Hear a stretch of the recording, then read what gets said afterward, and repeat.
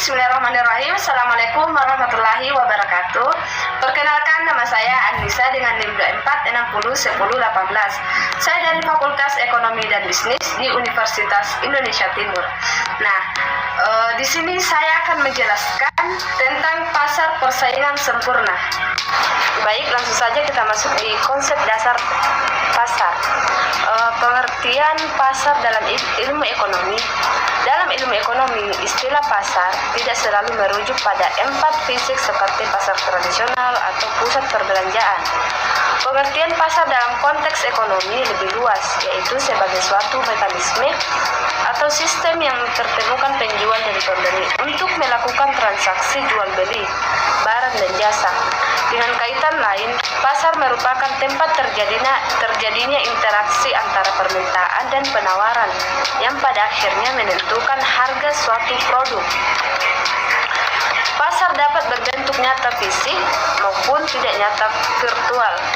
Di era modern, pasar tidak lagi terbatas pada tempat-tempat fisik, melainkan telah berkembang ke dalam bentuk digital, seperti e-commerce yang meyakinkan penjual dan pembeli berinteraksi tanpa harus bertatap muka. Dalam pasar, harga suatu barang ditentukan oleh kekuatan permintaan dan penawaran. Bila permintaan terhadap suatu barang tinggi sementara penawaran terbatas, maka harga cenderung naik. Sebaliknya, bila penawaran tinggi dan permintaan rendah, harga akan turun. Oleh karena itu, pasar memegang peranan penting dalam menentukan distribusi barang dan jasa dalam perekonomian. Kita masuk di klarifikasi bentuk-bentuk pasar. Secara umum, bentuk-bentuk pasar dalam ilmu ekonomi diklasifikasikan berdasarkan jumlah pelaku atau penjual dan pembeli, jenis barang yang diperjualbelikan, serta kemudahan masuk dan keluar dari pasar. Klasifikasi tersebut meliputi yang pertama, pasar persaingan. Persaingan sempurna merupakan bentuk pasar di mana terdapat banyak penjual dan pembeli, produk yang dijual bersifat homogen dan tidak ada satupun pihak yang dapat mempengaruhi harga pasar. Kita masuk di pasar monopoli. Dalam pasar monopoli hanya terdapat satu penjual atau produsen yang menguasai seluruh pasar. Produsen ini memiliki kekuatan untuk menentukan harga dan jumlah barang yang diproduksi karena tidak ada persaing. Kita masuk di pasar oligopoli. Pasar ini ditandai oleh keberadaan beberapa penjual yang menguasai sebagai besar bangsa pasar. Mereka dapat saling mempengaruhi dalam menentukan harga dan output. Contoh pasar monopoli. Oligopoli adalah industri otomotif dan telekomunikasi. Pasar persaingan monopolistik. Dalam bentuk pasar ini terdapat banyak penjual yang menjual produk yang mirip tetapi tidak identik. Ciri khas pasar ini adalah adanya diferensiasi produk, misalnya dalam hal merek, kualitas, atau fitur. Kita masuk di perbandingan singkat dengan bentuk pasar lain. Pasar persaingan sempurna memiliki perbedaan mencolok dibandingkan bentuk pasar lainnya, terutama dalam hal struktur dan mekanisme penentuan harga. Dalam pasar persaingan sempurna, tidak ada satupun individu atau perusahaan yang dapat mempengaruhi harga karena kekuatan pasar terbesar secara merata, produk yang dijual bersifat seragam dan tidak ada diferensiasi sehingga konsumen tidak memiliki preferensi terhadap satu penjual tertentu.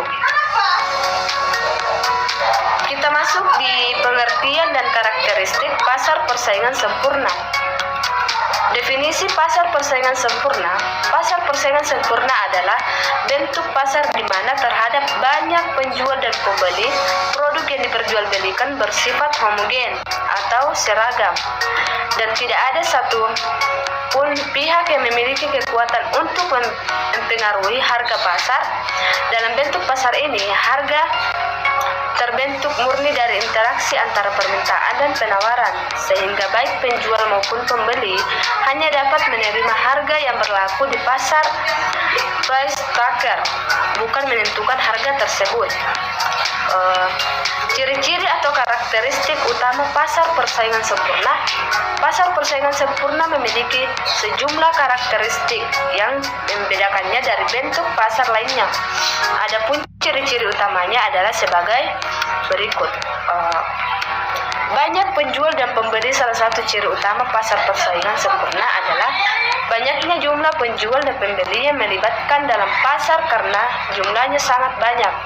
Tidak ada satupun penjual atau pembeli yang cukup besar untuk mempengaruhi harga pasar. Artinya, keputusan individu dari satu pelaku pasar tidak akan terdampak signifikan terhadap keseluruhan pasar.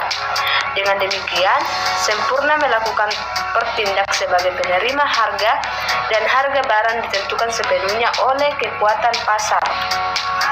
Kita masuk di mekanisme penentuan harga dan output.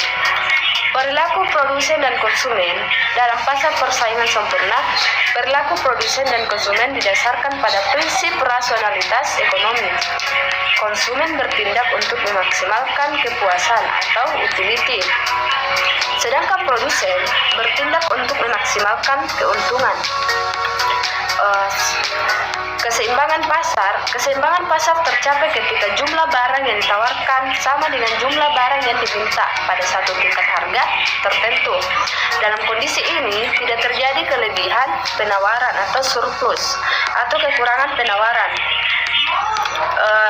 Penentuan harga di pasar persaingan sempurna. Harga pasar persaingan sempurna ditentukan sepenuhnya oleh kekuatan permintaan dan penawaran. Karena produk yang dijual bersifat homogen dan pelaku pasar tidak memiliki kekuatan pasar, maka harga bukan ditentukan oleh satu pihak, melainkan oleh keseluruhan pasar. Kita masuk di kurva permintaan dan penawaran dalam pasar persaingan sempurna. Dalam pasar persaingan sempurna, kurva permintaan individu produsen berbentuk horizontal pada tingkat harga pasar. Hal ini menunjukkan bahwa produsen dapat menjual beberapa pun jumlah barangnya pada harga pasar tersebut, tetapi tidak bisa menaikkan harga tanpa kehilangan seluruh pembeli. Kita masuk di keuntungan dan kerugian pasar persaingan sempurna. Pertama, kelebihan pasar persaingan sempurna. Pasar persaingan sempurna memiliki sejumlah keunggulan, antara lain efisiensi alokatif. Dalam kondisi persaingan sempurna, sumber daya ekonomi digunakan secara optimal. Barang dan jasa diproduksi dan dikonsumsi pada tingkat di mana nilai guna terakhir konsumen sama dengan biaya marginal produksi, sehingga terjadi efisiensi alokatif. Efisiensi produktif. Persaingan ketat antar produsen mendorong efisiensi dalam produksi. Produsen harus meminimalkan biaya agar tetap kompetitif.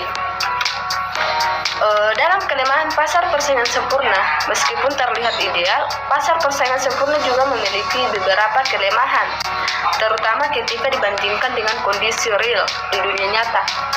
Tidak ada realistis dalam praktik. Pasar persaingan sempurna sangat jarang ditemukan secara nyata. Sebab kebanyakan pasar memiliki hambatan masuk, diferensiasi produk, informasi yang tidak sempurna, dan kekuatan pasar yang tidak seimbang. Tidak ada inovasi produk karena produk yang dijual bersifat homogen dan produsen hanya memperoleh keuntungan normal dalam jangka panjang. Maka insentif untuk melakukan inovasi sangat rendah. Hal ini dapat menghambat kemajuan teknologi, meningkatkan kualitas produk. Analisis kesejahteraan konsumen dan produsen dalam kerangka pasar persaingan sempurna. Kesejahteraan konsumen dan produsen dapat dianalisis melalui surplus konsumen dan surplus produsen. Surplus konsumen adalah selisih antar nilai yang bersedia dibayar oleh konsumen dan harga yang dibayarkan, sedangkan surplus produsen adalah selisih antara harga jual dan biaya produksi. Kita masuk di perilaku produsen dalam jangka pendek dan jangka panjang.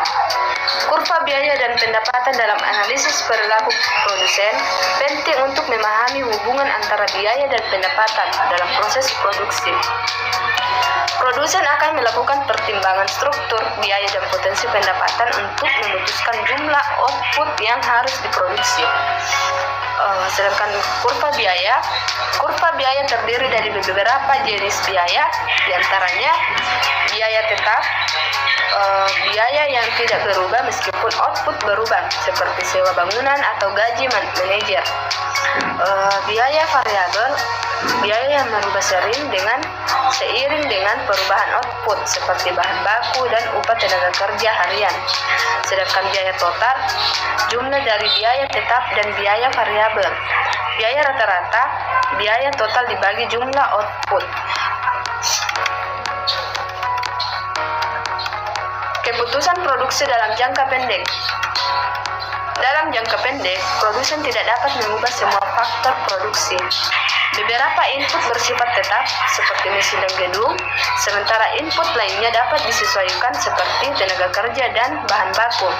Oleh karena itu, keputusan produksi dalam jangka pendek difokuskan pada bagaimana menggunakan input variabel secara efisien. Melanjutkan produksi jika harga P, biaya variabel rata-rata AVC, meskipun mengalami kerugian, setidaknya berbagai dari biaya tetap dapat ditutupi. Berhenti sementara shutdown, jika harga P lebih AVC, dalam hal ini lebih baik menghentikan produksi karena mendapat tidak cukup untuk menutupi biaya variabel, meskipun pada akhirnya jumlah output optimal dalam jangka pendek ditentukan oleh titik di mana biaya marginal sama dengan pendapatan marginal MR. Selama MR MC, produsen akan menambah produksi. Jika MR lebih dan MC, produsen akan mengurangi produksi. Penyesuaian pasar dalam jangka panjang.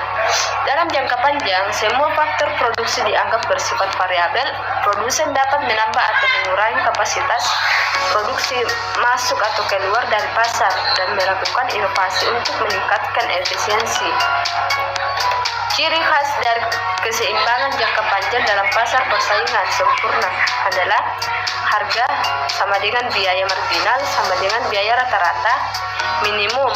Tidak ada dorongan masuk atau keluar pasar karena keuntungan ekonomi sama dengan nol.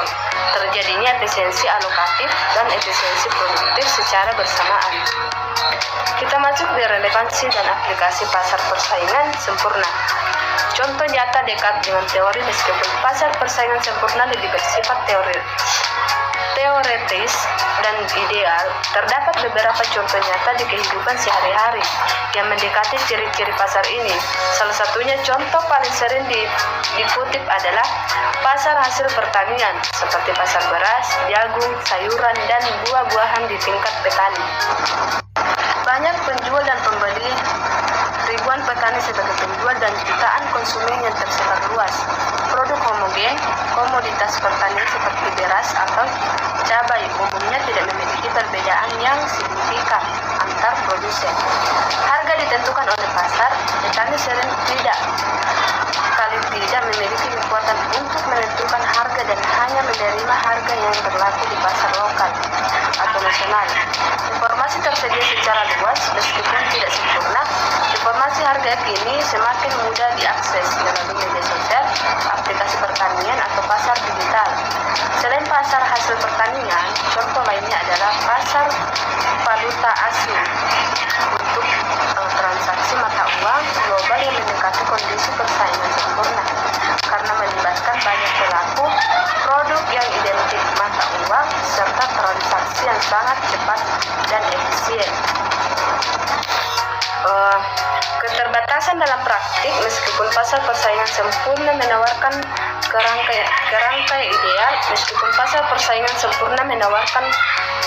ideal, untuk efisiensi ekonomi, kenyataannya sangat sedikit pasar yang benar-benar memenuhi semua kriteria tersebut. Berikut adalah beberapa keterbatasannya dalam praktik. Produk tidak selalu homogen. Di dunia nyata, sebagai besar produsen mencoba perbedaan produknya dengan merek, kualitas, kemasan, atau layanan tambahan. Ini menciptakan diferensiasi produk yang tidak sesuai dengan prinsip homogenitas dalam pasar persaingan sempurna. Implikasi kebijakan ekonomi. Meskipun pasar persaingan sempurna sulit diwujudkan secara penuh, konsep ini tetap memiliki peran penting dalam merancang kebijakan ekonomi. Pemerintah dan lembaga pengatur seringkali menggunakan teori pasar dalam persaingan sempurna sebagai patokan normatif dalam mengevaluasi efisiensi dan keadilan suatu pasar. Dasar pengambilan keputusan dalam regulasi pasar, kebijakan persaingan usaha, pengawasan monopoli, dan perlindungan konsumen disusun untuk mendekatkan kondisi pasar ke arah yang lebih kompetitif. Contohnya adalah pembatasan dominasi perusahaan besar dan perlindungan terhadap pelaku usaha kecil. Panduan intervensi pemerintah jika pasar mengalami kegagalan, maka campur tangan pemerintah dibenarkan. Misalnya, pemerintah dapat menetapkan harga minimum untuk melindungi petani atau memberikan subsidi agar pasar tetap stabil. Mendorong transparansi dan akses informasi. Pemerintah juga berupaya meningkatkan kualitas informasi pasar melalui publikasi harga komoditas, aplikasi digital pertanian, dan pelatihan usaha. Hal ini bertujuan mendekatkan kondisi informasi sempurna sebagai dalam pasar persaingan sempurna, menjamin akses yang setara ke pasar melalui program pembiayaan usaha mikro, pelatihan kewirausahaan, dan penghapusan hambatan legal. Pemerintah berupaya memastikan agar semua pihak memiliki kesempatan yang sama untuk masuk ke pasar dan bersaing secara adil. Itulah tadi hasil dari penjelasan saya. Kurang lebihnya mohon dimaafkan. Wabillahi taufiq wal hidayah. Assalamualaikum warahmatullahi wabarakatuh.